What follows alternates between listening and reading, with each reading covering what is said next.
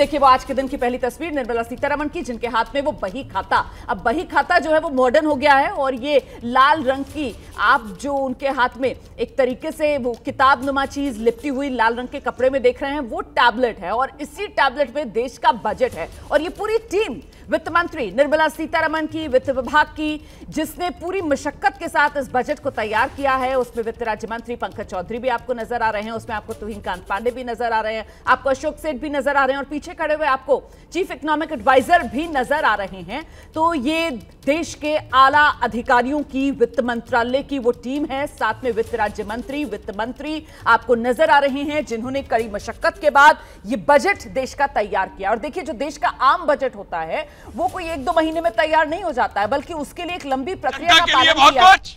आम जनता के लिए तो देखिए वित्त मंत्री निर्मला सीतारमण से जब मैंने सवाल पूछा कि आम जनता को क्या कुछ मिलने जा रहा है, तो उन्होंने बजट का जो कॉपी जिसको बही खाता कहा जाता है मोदी सरकार में, उसको जो है उन्होंने ऊपर उठा के दिखाया है। अब मैं आपको तस्वीरें दिखाता हूं। जो वित्त मंत्री निर्मला सीतारमण वित्त मंत्रालय से निकल करके राष्ट्रपति भवन की तरफ जा रही हैं और इस वक्त की अगर मैं बात करूं तो देखिए जब वित्त मंत्री अपने हाथ में जो बही खाता लेकर के निकली, उनसे जब मैंने एक सवाल पूछा, मैंने कहा मैम आम जनता को क्या मिलने वाला है, तो उन्होंने वो बजट की कॉपी, बही खाते की कॉपी उठा करके दिखाई है। देखिए अब गाड़ी दिखाइए संजीव, ये जो गाड़ियों का काफिला है जिसमें वित्त मंत्री सवार है, निर्मला सीतारमण सवार है और उसके साथ में वित्त राज्य मंत्री पंकज चौधरी वो जो सवार हैं, वो काफिला निकल रहा है अब राष्ट्रपति भवन के लिए।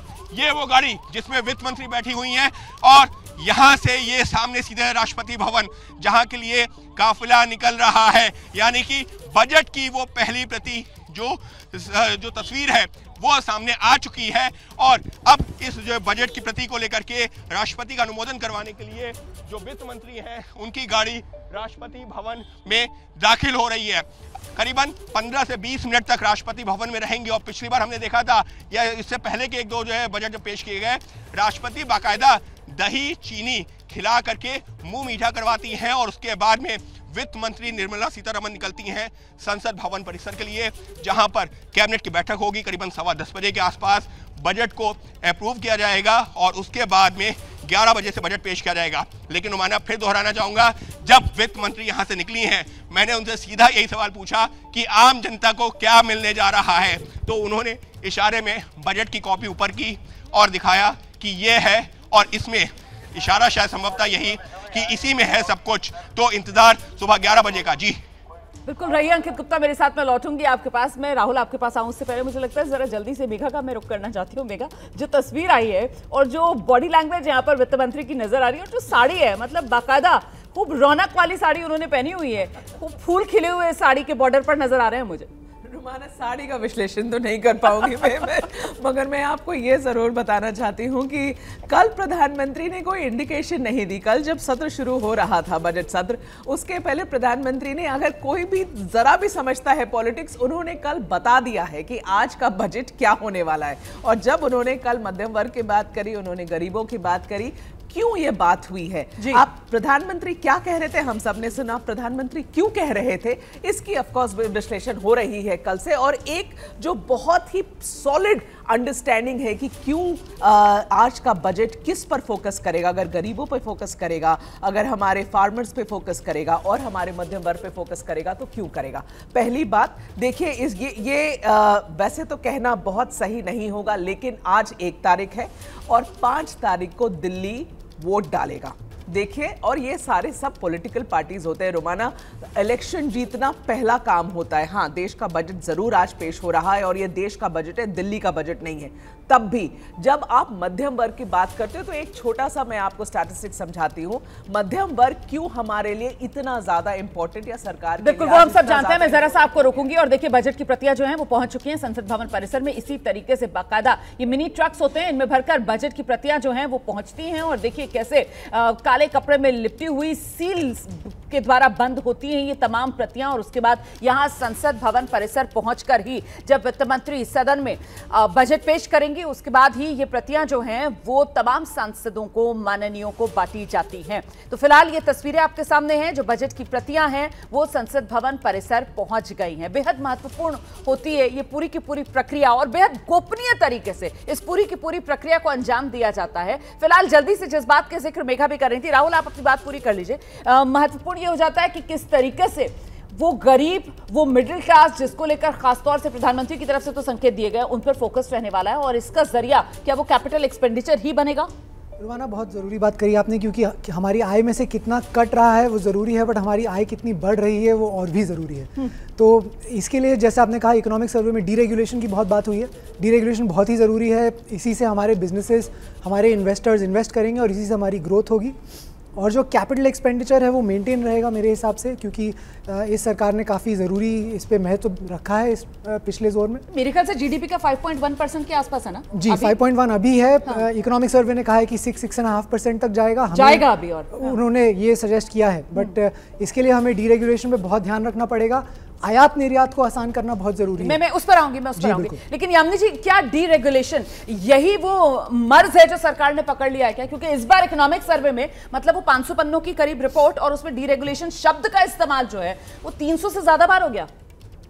बिल्कुल, इसको इन्होंने काफ़ी हद तक रखा है और कहा है कि ये ग्रास रूट लेवल्स तक लेके जाएंगे। हाँ। ताकि जो स्ट्रक्चरल चेंजेस हैं वो इंट्रोड्यूस किए जा सके और जो इकोनॉमिक बेनिफिट्स हैं उसका ज़्यादा से ज़्यादा फ़ायदा लोगों तक पहुँचे।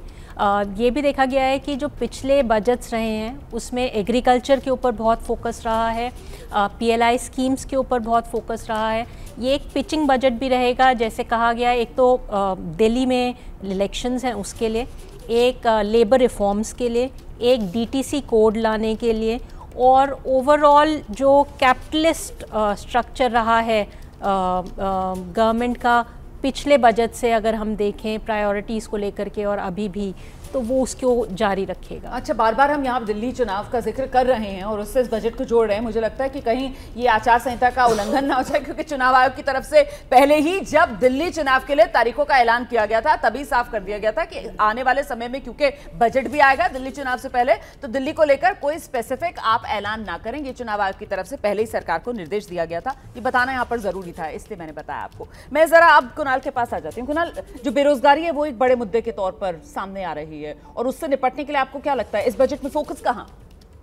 देखिए, बेरोजगारी के लिए आपको प्रायोरिटी सेक्टर्स बनाने पड़ेंगे। इकोनॉमिक सर्वे जो कल आया उसने अनएम्प्लॉयमेंट परसेंटेज बहुत ही कम रखा है 3.6% पे। हाउएवर मार्केट अगर हम लाइफ में देखें तो बहुत सारी अंडर एम्प्लॉयमेंट चल रही है इस टाइम पे हमारी इकोनॉमी में। उसके अलावा कहीं ना कहीं बढ़ाने के लिए, एम्प्लॉयमेंट बढ़ाने के लिए कुछ ना कुछ अनाउंसमेंट्स करी गई थी जुलाई वाले मिड टर्म बजट में, लेकिन वो कुछ भी इम्प्लीमेंट नहीं हुई है। वेदर इट इज़, जैसे उन्होंने बोला था कि PF में 2 साल तक का सब्सिडी देंगे, फर्स्ट टाइम एम्प्लॉयमेंट सीकर्स को लगभग 1 लाख रुपए तक की सैलरी पहले महीने की सरकार की तरफ से मिलेगी एज अ सब्सिडी। वो सब इम्प्लीमेंट नहीं हुआ है। उससे काफ़ी फ़र्क पड़ता है।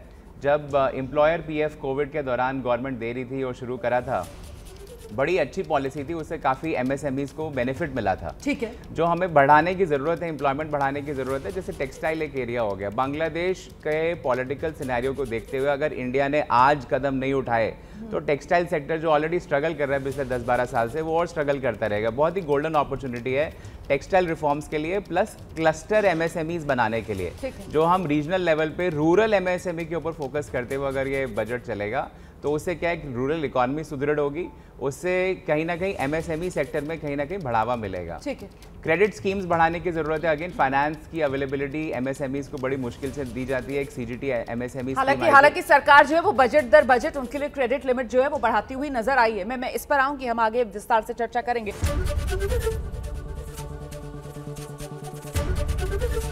ABP गंगा, खबर आपकी, जुबान आपकी।